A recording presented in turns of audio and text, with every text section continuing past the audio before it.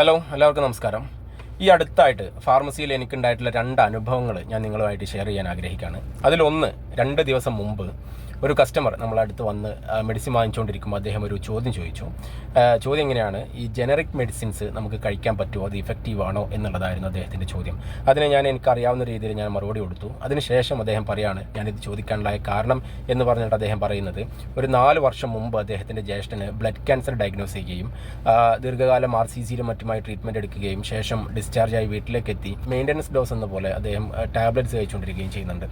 അതിലൊരു ടാബ്ലറ്റിന് 180 രൂപ വരുന്നൊരു ടാബ്ലറ്റ് അദ്ദേഹം കഴിക്കുന്നുണ്ട്. നിങ്ങളൊന്ന് ആലോചിച്ച് നോക്കിയാൽ, 180 രൂപ റെഗുലറായിട്ട് കഴിക്കുന്ന മെഡിസിൻസിൽ ഒരു ടാബ്ലറ്റിൻ്റെ വിലയാണ് 180 രൂപ. അങ്ങനെ അത്രയും വില കൊടുത്ത ആ മെഡിസിൻ റെഗുലറായിട്ട് കഴിക്കേണ്ട ഒരു പേഷ്യൻസിന് എത്രമാത്രം സാമ്പത്തിക ബാധ്യത വരുമെന്നൊന്ന് ആലോചിച്ച് നോക്കുക.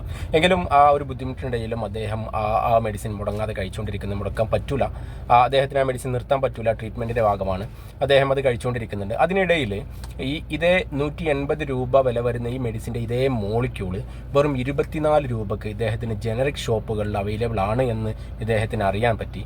സ്വാഭാവികമായിട്ടും അദ്ദേഹം ആ 24 രൂപയുടെ ജനറിക് ബ്രാൻഡിലേക്ക് അദ്ദേഹം മാറുകയുണ്ട്. ഈ 180 രൂപയുടെ ബ്രാൻഡഡ് മെഡിസിൻ വിട്ടിട്ട് 24 രൂപയുടെ ജനറിക് മെഡിസിനിലേക്ക് അദ്ദേഹം മാറി. അദ്ദേഹത്തിൻ്റെ കുറ്റം പറയാൻ പറ്റില്ല, കാരണം ഇത്രയും പ്രൈസിൻ്റെ ഡിഫറൻസ് ഉള്ളതുകൊണ്ട് തന്നെ സ്വാഭാവികമായിട്ടും അദ്ദേഹം ഈ ഒരു ചെറിയ പ്രൈസിലേക്ക് മാറുകയുണ്ടായി.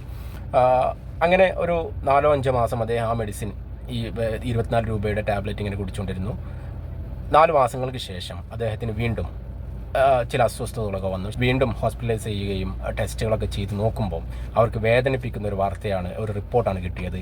മുമ്പുണ്ടായിരുന്ന ഇവർ ഭേദപ്പെട്ടു എന്ന് തോന്നിയിരുന്ന, കൺട്രോൾഡ് ആണ് എന്ന് തോന്നിയിരുന്ന അസുഖം പഴയതിലും ശക്തിയായിട്ട് അവരുടെ ശരീരത്തിലേക്ക് തിരിച്ചെത്തിയിട്ടുണ്ട് എന്നുള്ളൊരു റിപ്പോർട്ടാണ് ഡോക്ടേഴ്സിൽ നിന്ന് അവർക്ക് അറിയാൻ പറ്റിയത്. വീണ്ടും അവർ RCCയിൽ അഡ്മിറ്റായി അതിൻ്റെ ട്രീറ്റ്മെൻറ്റും കാര്യങ്ങളായിട്ട് പോയിക്കൊണ്ടിരിക്കുന്നുണ്ട്. മറ്റൊരു അനുഭവം കുറച്ച് മാസങ്ങൾക്ക് മുമ്പ് സംഭവിച്ചതാണ്.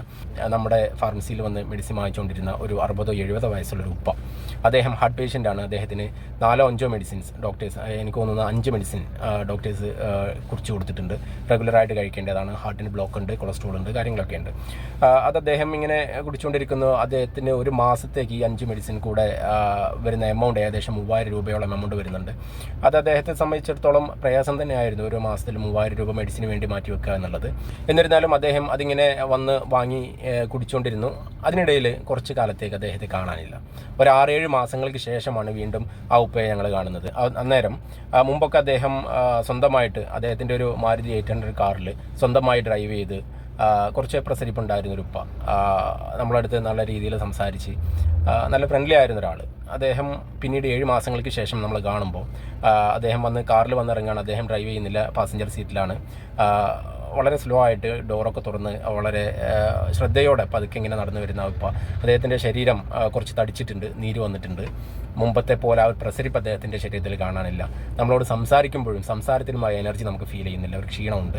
അപ്പോൾ നമ്മൾ അദ്ദേഹത്തിന് ചോദിച്ചു, നിങ്ങളെ കുറച്ച് കാലം നമ്മൾ കണ്ടില്ലല്ലോ, എന്തായിരുന്നു എന്ന് ചോദിക്കുമ്പോൾ അദ്ദേഹം പറയുന്നത്, ആ കഥയൊന്നും പറയണ്ട എന്ന് പറഞ്ഞിട്ട് അദ്ദേഹം പറയുന്നത്, നിങ്ങളടുത്ത് നിന്ന് വാങ്ങിച്ചുകൊണ്ടിരിക്കുന്ന ഈ മെഡിസിനുകൾക്കൊക്കെ 3000 രൂപ വന്നിരുന്ന മെഡിസിനുകൾ വെറും 700 രൂപയ്ക്ക് എനിക്ക് ജനറിക് ഷോപ്പുകളിൽ നിന്ന് കിട്ടിയിരുന്നു. ആ ഷോപ്പിൻ്റെ ഒരു പേര് അദ്ദേഹം പറയുന്നില്ല, അതിപ്പോൾ ഞാൻ മെൻഷൻ ചെയ്യുന്നില്ല.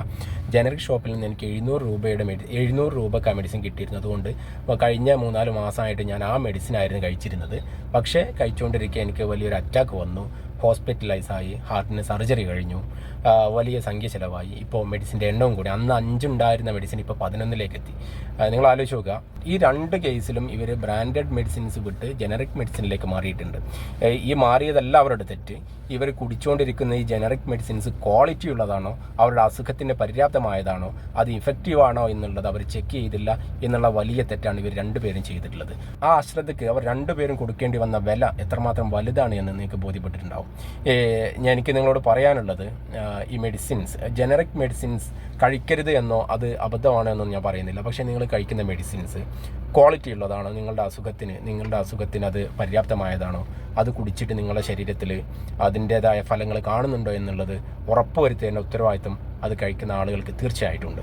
ഇപ്പോൾ നമ്മുടെ ചുറ്റുപാടുകൾ ഒരുപാട് ജനറിക് ഷോപ്പുകൾ, പല പേരുകൾ വന്നിട്ടുണ്ട്. ഇതിലൂടെ വെറും ചാത്തൻ മരുന്നുകൾ, തീരെ ക്വാളിറ്റി ഇല്ലാത്ത, തീരെ ഇഫക്റ്റീവ് അല്ലാത്ത ചാത്തൻ മെഡിസിൻസ് ഒരുപാട് ഇറക്കി മാർക്കറ്റ് ചെയ്യുന്ന ഒരു മേഖല കൂടിയാണ് ഈ ജനറിക് മേഖല. ഇതിൽ ക്വാളിറ്റി ചെക്കിംഗ് ഒക്കെ കഴിഞ്ഞ് വരുന്നതാണ് എന്ന് പറയുമെങ്കിലും ഈ ക്വാളിറ്റി ചെക്കിങ്ങിൻ്റെ ഒക്കെ സുതാര്യതയിൽ എനിക്ക് അത്ര വിശ്വാസമല്ല. എൻ്റെ പേഴ്സണൽ കാര്യമാണ് ഞാൻ പറയുന്നത്, എനിക്കതിൽ വിശ്വാസമില്ല. അതുകൊണ്ട് എൻ്റെ റിക്വസ്റ്റ്, നിങ്ങൾ ജനറിക് മെഡിസിൻസ് കഴിക്കരുതെന്നല്ല, കഴിക്കുന്ന മെഡിസിൻസ് ക്വാളിറ്റി ഉള്ളതാണോ എന്ന് നിങ്ങൾ ചെക്ക് ചെയ്യണം. നിങ്ങൾ ഹാർട്ട് പേഷ്യൻ്റ് ആണോ, ഡയബറ്റിക് ആണോ, എന്താണെന്നുണ്ടെങ്കിലും നിങ്ങൾ ഇപ്പോൾ ഡോക്ടേഴ്സ് ചിലപ്പോൾ നിങ്ങൾക്ക് 3 മാസത്തേക്ക് അല്ലെങ്കിൽ 6 മാസത്തേക്ക് മെഡിസിൻ എഴുതിയിട്ടുണ്ടാകും.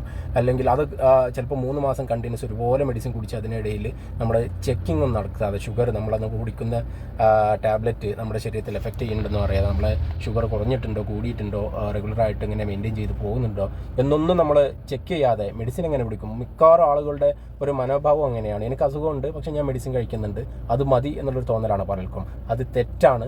നമ്മൾ കഴിക്കുന്ന മെഡിസിന് നമുക്കത് പര്യാപ്തമാണോ, ആ ഡോസ് നമുക്ക് മതിയായതാണോ, കൂടുതലാണോ, കുറവാണോ, ആ മെഡിസിൻ കൊണ്ട് നമ്മുടെ അസുഖം കൺട്രോൾഡ് ആയിട്ട് നിൽക്കുന്നുണ്ടോ, കുറയുന്നുണ്ടോ എന്ന് തീർച്ചയായും അതിൻ്റെ ഇടയ്ക്കിടെ അത് ചെക്ക് ചെയ്ത് ഉറപ്പുവരുത്തേണ്ട ഉത്തരവാദിത്വം നമുക്കുണ്ട്. അല്ലെങ്കിൽ ഇതുപോലെയുള്ള വലിയ അപകടങ്ങൾക്ക് സാധ്യതയുണ്ട്. അപ്പോൾ ആർക്കും ഇനി ഇങ്ങനെ അപകടങ്ങളൊന്നും വരാതിരിക്കട്ടെ, ബുദ്ധിമുട്ടുകൾ വരാതിരിക്കട്ടെ. നിങ്ങൾ ജനറിക് മെഡിസിനോ ബ്രാൻഡഡ് മെഡിസിനോ എന്ത് വേണമെങ്കിലും കഴിക്കൂ, പക്ഷേ അത് ക്വാളിറ്റി ഉള്ളതാണ്, നിങ്ങളുടെ അസുഖത്തിന് പര്യാപ്തമായതാണ് എന്നുള്ളത് നിങ്ങൾ ഉറപ്പ് വരുത്തിയിട്ട് മുന്നോട്ട് പോവുക. എല്ലാവർക്കും നല്ലത് വരട്ടെ. Thank you.